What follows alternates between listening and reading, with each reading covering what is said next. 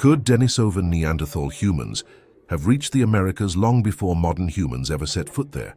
For generations, we believed the first people to cross the Bering Land Bridge did so only 15,000 years ago. But what if that was only the final chapter of a story that began 50, 70, or even 100,000 years earlier? New evidence from Siberia, Mongolia, and genetic fragments hidden within our own DNA suggests something extraordinary.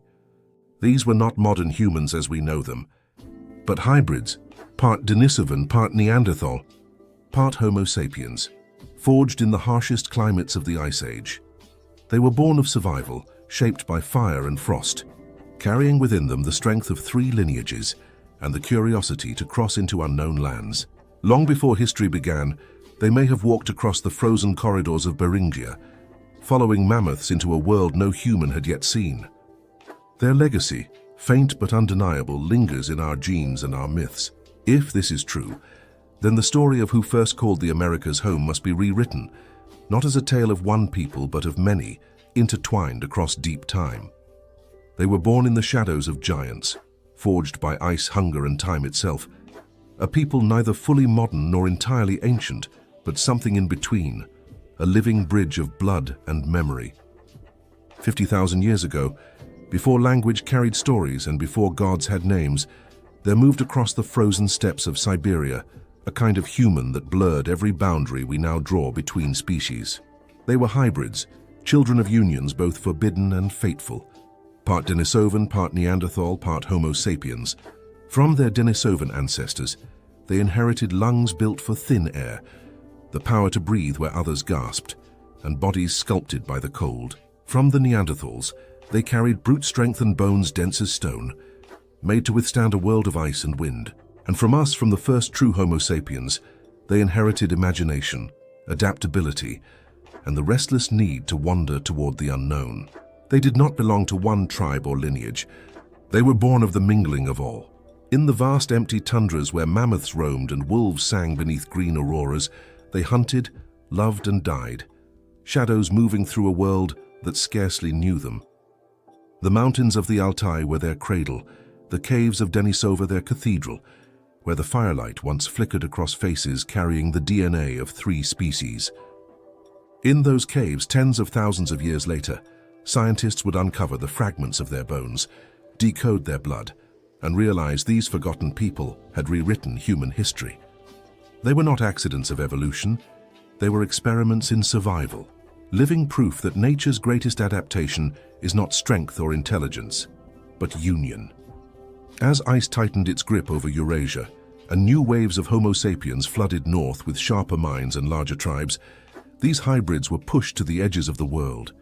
They could not outnumber their rivals, so they outlasted them.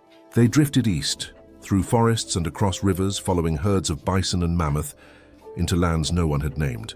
To them, every migration was not conquest but continuity, a search for warmth, food, and space to breathe. When they reached the edge of Asia, where the frozen ocean revealed a bridge of land connecting 2 worlds, they did not hesitate.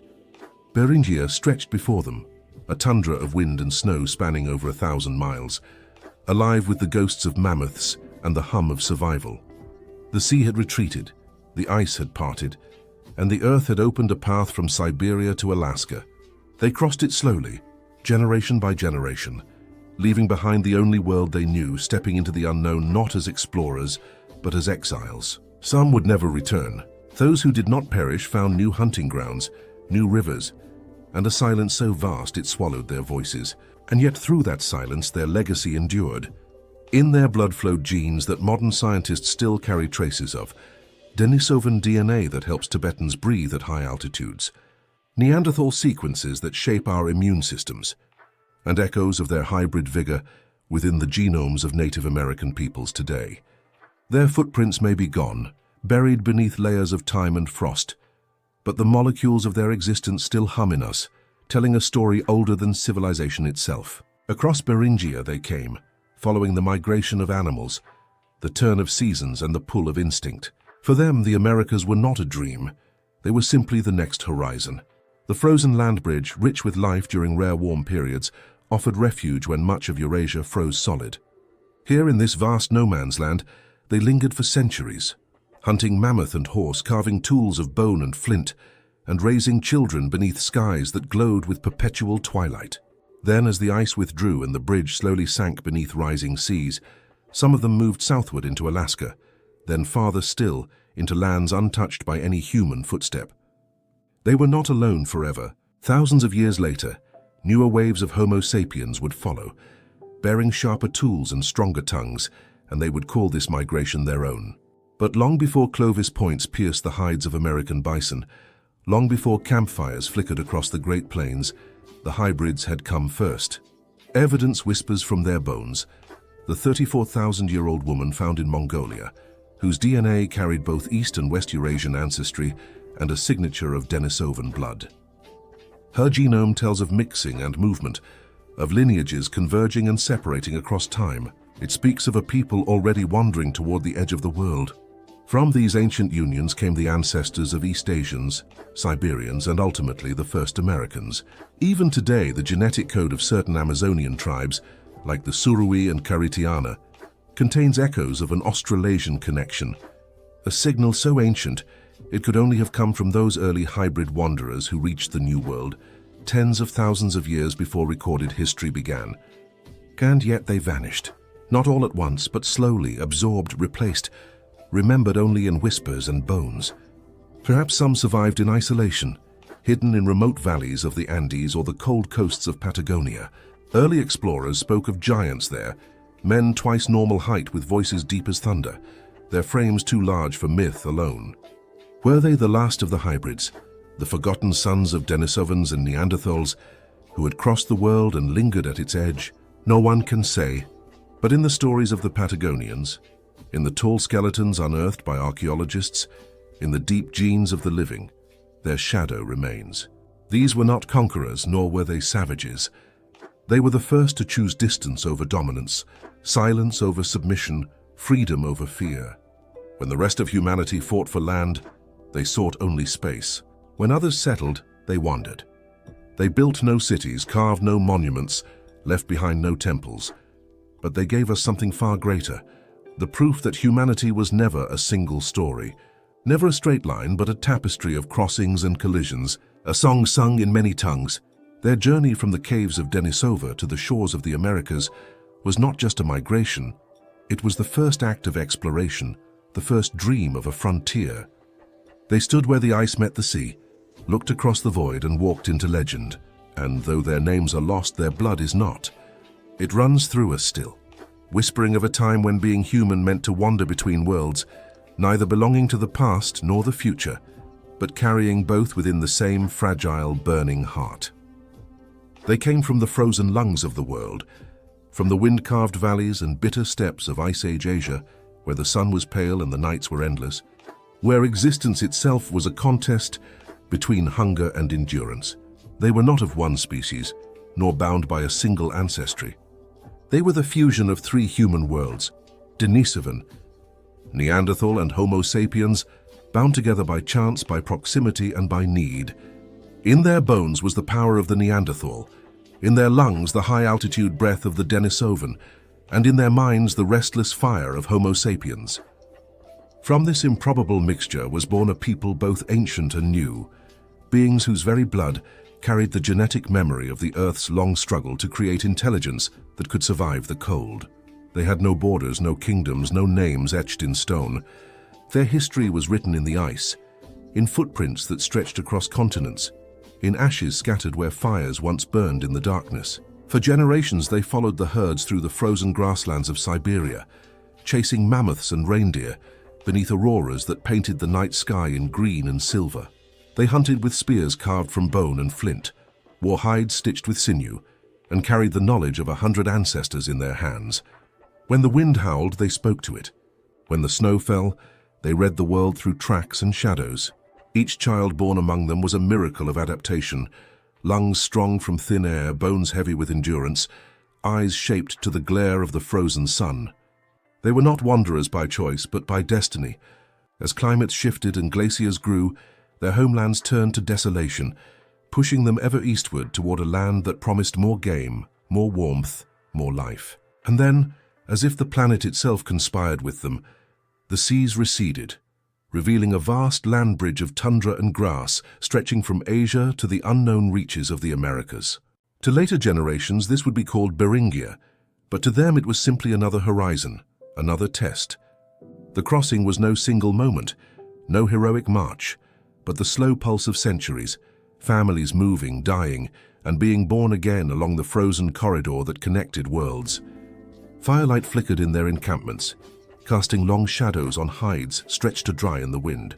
They sang songs that would never be recorded, lullabies to keep children silent while wolves circled the perimeter of the dark.